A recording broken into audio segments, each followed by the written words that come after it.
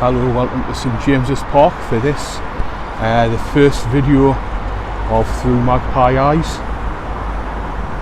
and I'm going to start off with telling you about the history of Newcastle United Football Club. I don't know quite when this video is going to come out yet, but I'm filming this on Saturday the 11th of December 2021, and 2 days ago on the 9th of December the club tweeted about it being the 129th birthday.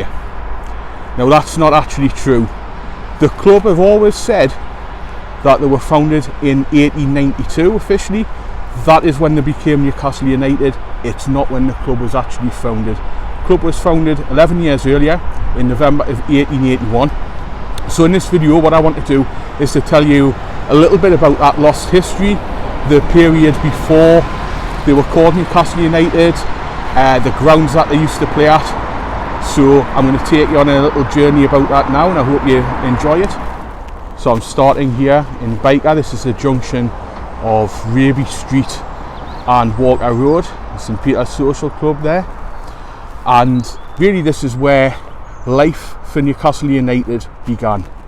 So these bollards here are roughly where Stanley Street used to be, which was the birthplace of Stanley FC, later Newcastle East End, later Newcastle United.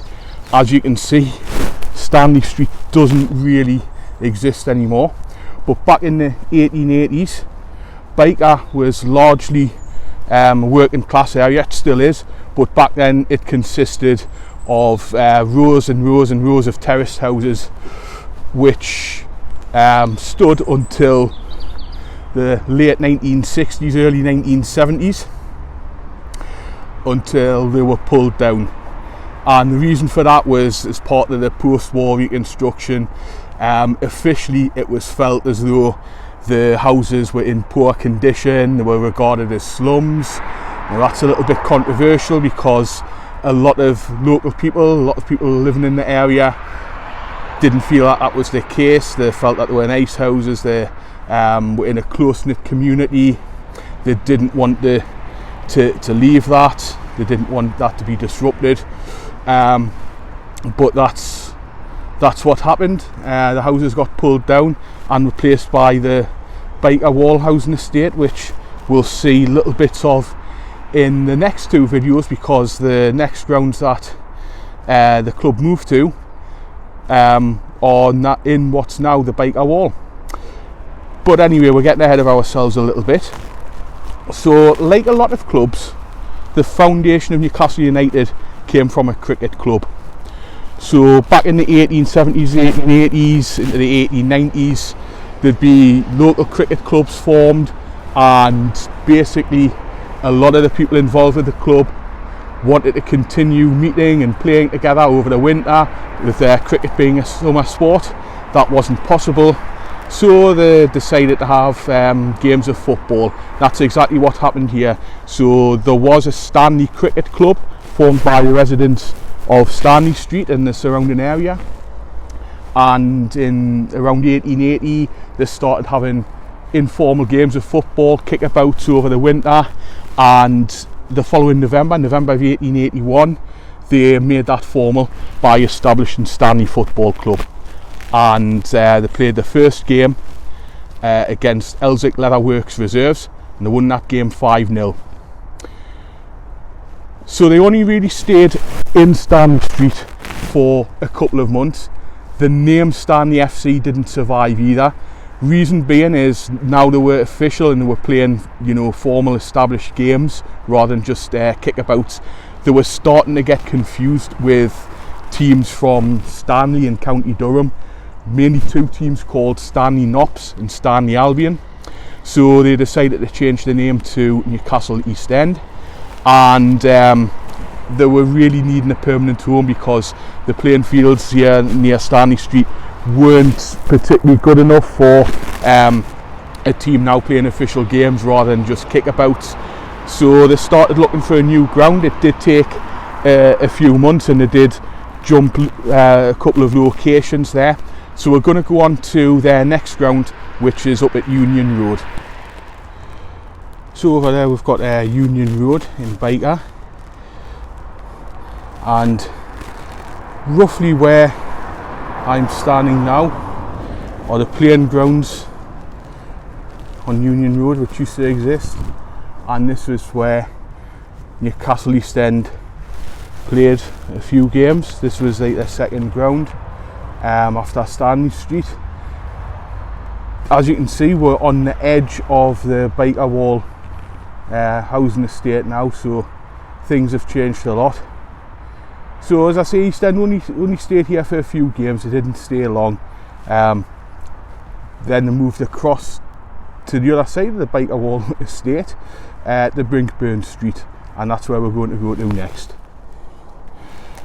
So over there's Brinkburn Street,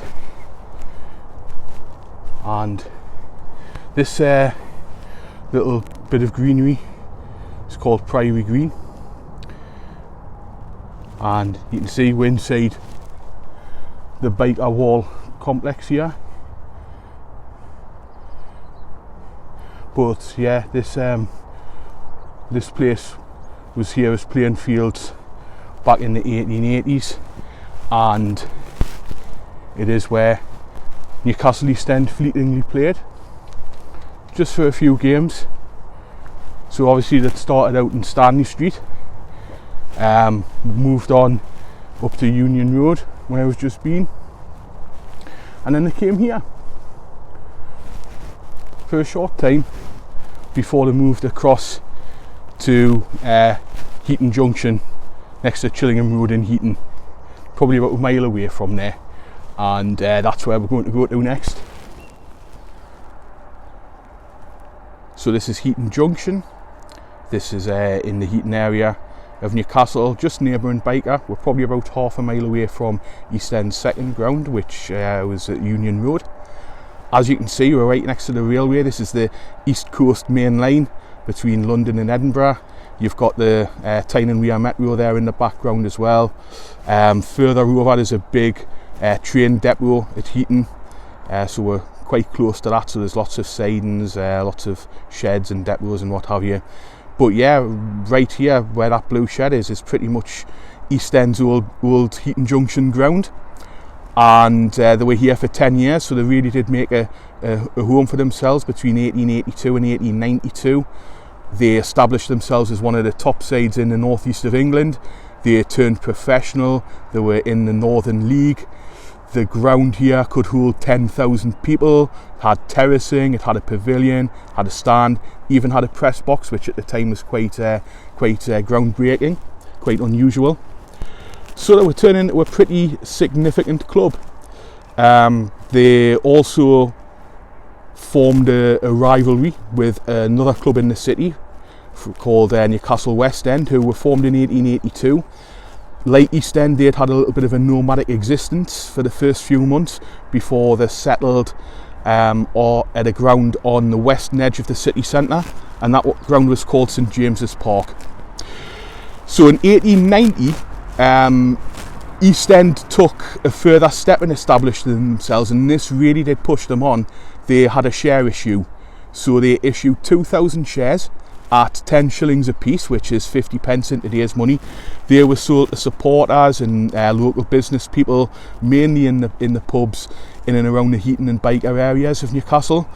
And actually the majority of those shares stayed in the hands of the same families for 100 years, right up until 1990, which is when you see the Magpie Group led by Sir John Hall battling to take control of the club from the club's then board led by Gordon McKeague.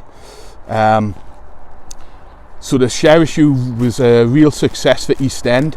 It allowed them to push on, it allowed them to sign better quality players, gates went up, they became quite a wealthy club, relatively speaking.